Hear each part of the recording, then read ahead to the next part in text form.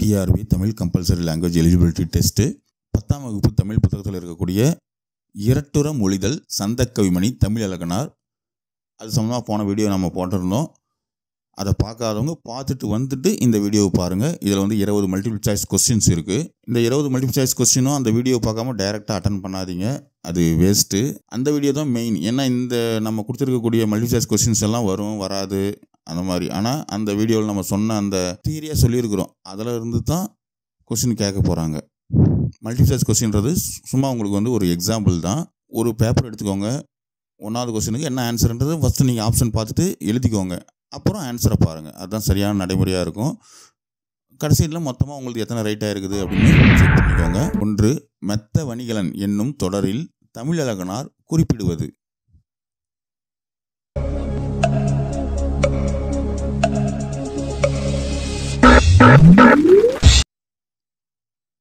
ஆ. வணிக கப்பல்கள் ஐம்பெரும் காப்பியங்கள். வணிக கப்பல்களையும் ஐம்பெரும் காப்பியங்களையும் தான் மெத்த வணிகலன் அப்படின்னு சொல்லி தமிழ் இலக்கணார் அந்த இரட்டுற மொழிதலில் குறிப்பிடுறாரு. மெத்த ப்ளஸ் வணிகலன் அந்த மாதிரி பிரித்து இருக்கும். சரிங்களா? 2. தமிழ் கடல் இரண்டுக்கும் பொருள்படும்படியான இரட்டுற மொழிதலை அணி அமைய பாடிய ஆசிரியர் யார்?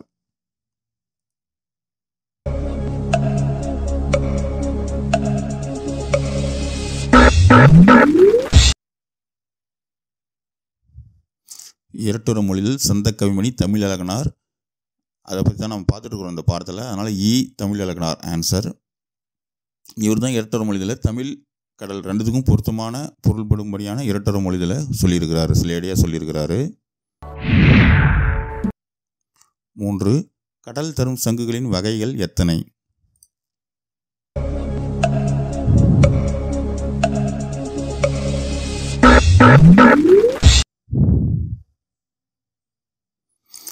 கடல் பார்த்தீங்கன்னாக்கா 3 வகையான சங்குகளை தருது. அது என்னென்ன சங்கு அப்படின்றத அந்த வீடியோவில் இருக்குது, அதை பாருங்கள். இதுலேயும் ஆன்சர் கொடுத்துருக்குறோம், இதுலேயும் ஒரு கேள்வியாக வருது. 4. கடல் தன் நீர் அலையை தடுத்து நிறுத்தி எதை காக்கிறது?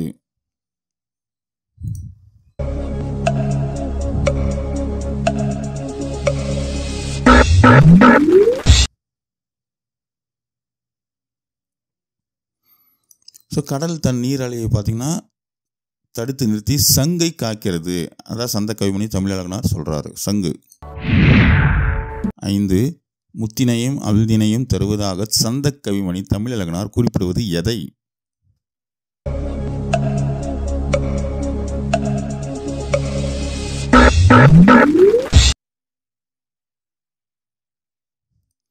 ஸோ ஆன்சர் பார்த்தீங்கன்னா ஆ கடல். கடல் தான் முத்தினையும் அமிழ்தனையும் தருதா தமிழ் இலக்கணார் சொல்கிறாரு. 6. தமிழ் அணிகலன்களாக பெற்றவை எவை?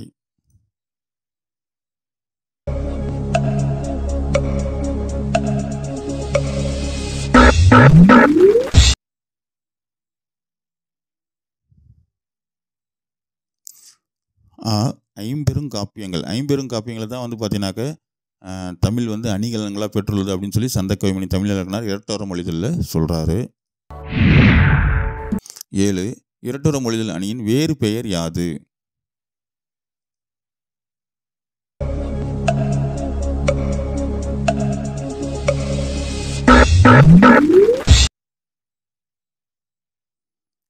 ஸ்லேடை அணி. இரட்டுற மொழிதல் அப்படின்னாவே ஸ்லேடை தான், அதனால் எந்த டவுட்டும் இல்லை. ஸ்லேடை இரட்டுற மொழிதல் இரண்டும் ஒன்றே. 8. சந்தக்கவிமணி தமிழ் இலக்கணாரின் இயற்பெயர் என்ன?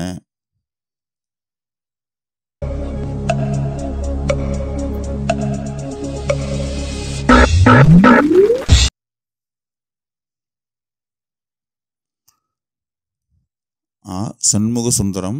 சா சந்தக்கவிமணி, சா சண்முக சுந்தரம். அப்படி ஞாபகம் வச்சுக்கோங்க. சந்தக்கவிமணி தமிழ் இலக்கணார், சண்முக சுந்தரம். 9. தமிழ் இலக்கணார் படைத்துள்ள சிற்றிலக்கிய நூல் எத்தனை?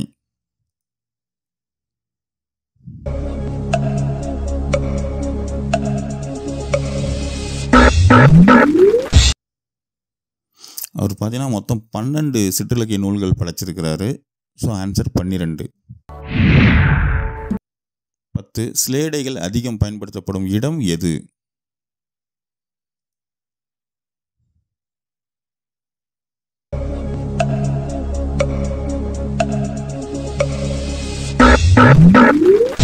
சிலேடைகள் அதாவது இரட்டொரு மொழிகள் பார்த்தீங்க அப்படின்னா செய்யுள், உரைநடை, மேடை பேச்சு இது எல்லாத்துலேயுமே பயன்படுத்துகிறாங்க. ஸோ மேற்கண்ட அனைத்தும். இது 3 தவிர வேறு ஏதாவது வந்தால் அது இல்லை, அது ஞாபகம் வச்சுக்கோங்க. 11. காலை நேரம் ஒரு நிகழ்ச்சிக்காக தொடர் வண்டியில் வந்து இறங்கினார் தமிழறிஞர் கி.வா. ஜெகநாதன். அவரை மாலையிட்டு வரவேற்றனர். அப்போது கி.வா. ஜெகநாதன் அடடே காலையிலேயே மாலையும் வந்து விட்டதே என்றார். இத்தொடரில் பயின்று வந்துள்ள அணி எது?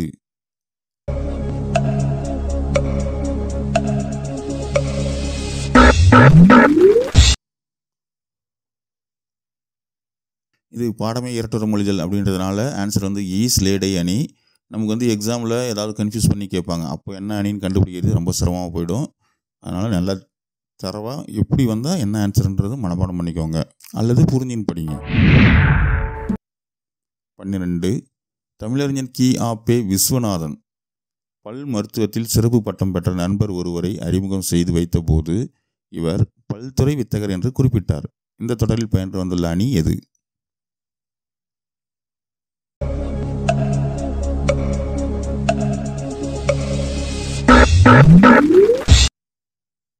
இதுவும் அதே தான், இரட்டொரு மொழிதல் அல்லது ஸ்லேடை அணி அப்படின்னு சொல்லி சொல்கிறோம். ஏற்கனவே இது நமக்கு தெரியும் ஆன்சர் இதுதான் அப்படின்றதுனால. ஸோ பல்துறை வித்தகர்னா பல துறையில் வித்தகர் அல்லது பல் மருத்துவத்தில் சிறப்பு பட்டம் பெற்றவர். ஸோ ஸ்லேடையாக 2 மொழி இரட்டொரு மொழிதலில் சொல்கிறாரு. 13. இசை விமர்சகர் சுப்புடுவின் விமர்சனங்களில் நயமான ஸ்லேடைகள் காணப்படும். ஒரு முறை ஒரு பெரிய வித்வானுடைய இசை நிகழ்ச்சியை விமர்சனம் செய்யும் போது அவர் குறிப்பிட்டது, அன்று கச்சேரியில் அவருடைய காதிலும் கம்மல், குரலிலும் கம்மல். ஸோ இந்த தொடரில் பயின்று வந்துள்ள அணி எது?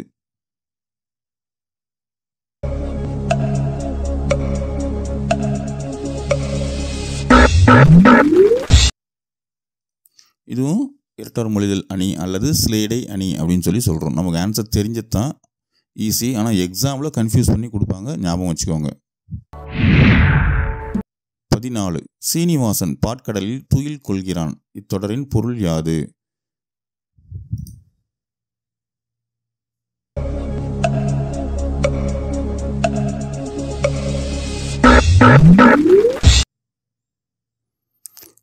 பாருங்க, சீனிவாசன் பாட்கடல் இது 2 பொருள்படும்படி இருக்குது. அதனால் வந்து இது வந்து இரட்டொரு மொழிதல் அல்லது ஸ்லேடை அணி அப்படின்னு சொல்லி சொல்கிறோம்.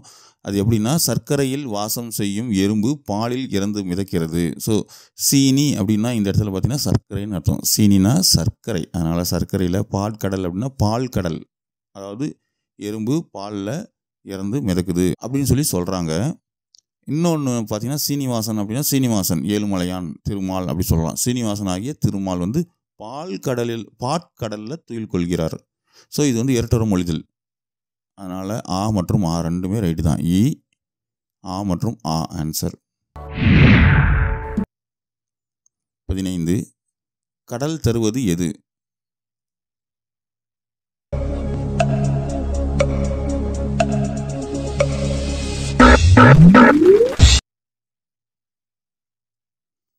ஸோ ஆன்சர் பார்த்தீங்கன்னா வெண்சங்கு, சலஞ்சலம், பாஞ்சசன்யம் இது 3ம் கடல் தருவது. முன்ன ஏற்கனவே ஒரு வீடியோ பார்த்தோம், சங்கு எத்தனை வகைப்படும் அப்படின்னு சொல்லிட்டு 3 வகைப்படும். அது வந்து வெண்சங்கு, சலஞ்சலம், பாஞ்சசன்யம். ஸோ வெள்ளையாக இருக்கக்கூடிய சங்கு சலஞ்சம் கொஞ்சம் சலனம் அடைஞ்சி பாஞ்சி வருது அப்படின்னு ஞாபகம் வச்சுக்கோங்க. வெண்மையாக இருக்கக்கூடிய சங்கு கொஞ்சம் மனசு சலஞ்சலம் அடைஞ்சி சஞ்சலம் அடைஞ்சி பாஞ்சி வருது அப்படின்னு ஞாபகம் வச்சிங்கன்னா ஈஸியாக ஞாபகம் வச்சுக்கலாம். 16. துய்ப்பது என்பதன் பொருள்.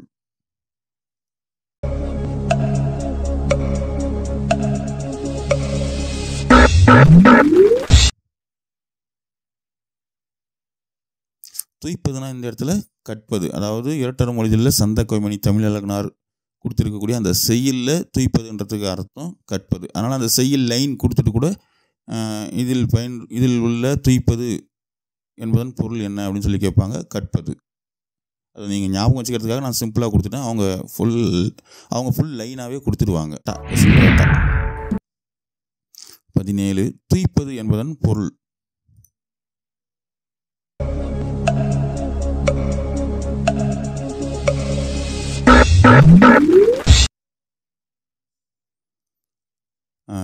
தருதல். ஏற்கனவே பார்த்தோம் துய்ப்பது அப்படின்றது கற்பது அப்படின்னு சொல்லிட்டு. இப்போ துய்ப்பதுன்றது தருதல். ரெண்டுமே தான் அர்த்தம். ரெண்டுமே சரியான ஆன்சர் தான்.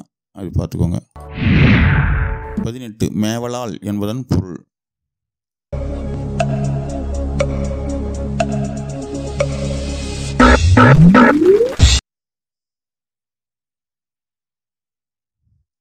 மேவலால் அப்படின்னா பொருந்துதல் அல்லது பெறுதல் ரெண்டுமே தான். ஆ மற்றும் ஆ. மேவலால் அப்படின்னா பொருந்துதல் மற்றும் பெறுதல்.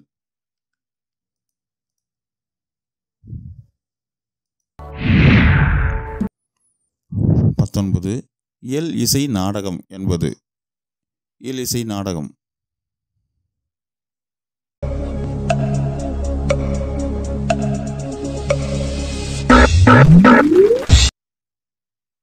அது வந்து முத்தமிழ் அப்படின்னு சொல்லி சொல்கிறோம். இயல் தமிழ், இசைத்தமிழ், நாடகத்தமிழ் மூணும் சேர்ந்தது முத்தமிழ். 20 புலவர் பலரின் பாடல்களின் தொகுப்பு எவ்வாறு அழைக்கப்படுகிறது?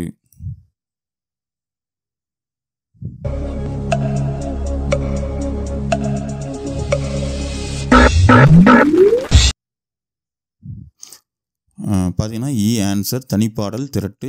நிறைய புலவர்கள் நிறைய பாடல் பாடியிருக்கிறாங்க. அதுக்கெல்லாம் தலைப்புலாம் அவங்க வைக்கல. அது என்னன்னே தெரியல. அது தனித்தனியாக இருக்கக்கூடிய அந்த பாடல்களெல்லாம் திரட்டி ஒன்றா ஒரு புக்காக போட்டிருக்காங்கன்னு வச்சுக்கோங்களேன். அதுக்கு பேர் வந்து தனிப்பாடல் திரட்டு அப்படின்னு சொல்லி பேர். ஸோ 20 கொஸ்டின் இருக்குது. எத்தனை கொஸ்டின் ரைட்டு அப்படின்றது நீங்கள் பாருங்கள். உங்களுக்கு விருப்பம் இருந்தால் கீழே கமெண்ட் பாக்ஸில் எத்தனை கொஸ்டின் ஆன்சர் ரைட்டு அப்படின்னு சொல்லி பாருங்கள். உங்களுக்கு இந்த வீடியோ யூஸ்ஃபுல்லாக இருந்தால் மட்டும் ஒரு லைக் போட்டு விடுங்க. கம்பல்சரி தமிழ் வந்து ஒரு நாளைக்கு 1 மணி நேரம் கட்டாயம் படித்தே ஆகணும். நீங்கள் தமிழ் பாஸ் பண்ணால் மட்டும்தான் உங்களுடைய மெயின் சப்ஜெக்ட்டு பேப்பர் திருத்துவாங்க. அதனால் தமிழ் 1 மணி நேரம், சைக்காலஜி 1 மணி நேரம், மெயின் சப்ஜெக்ட்டு 6-7 மணி நேரம். எவ்வளோ நேரம் டைம் கிடைக்குதோ அவ்வளோ நேரம். ஸோ இந்த நடைமுறையில் நீங்கள் படித்தா மட்டும்தான் பாஸ் பண்ண முடியும். இந்த ஆண்டே நீங்கள் டிஆர்பியில் தேர்ச்சி அடைஞ்சு முதுகலை ஆசிரியராக பள்ளியில் போய் அமர்றீங்க. சம்பளம் உங்கள் அக்கௌண்ட்டில் கிரெடிட் ஆகணும் இந்த வருஷமே. அதுக்கு கடுமையாக உழைக்கணும். இல்லைனா இலவசமாகவே எதுவுமே கிடைக்காது. சும்மா எதுவும் கிடைச்சிடாது. கஷ்டப்பட்டால் தான் கிடைக்கும்.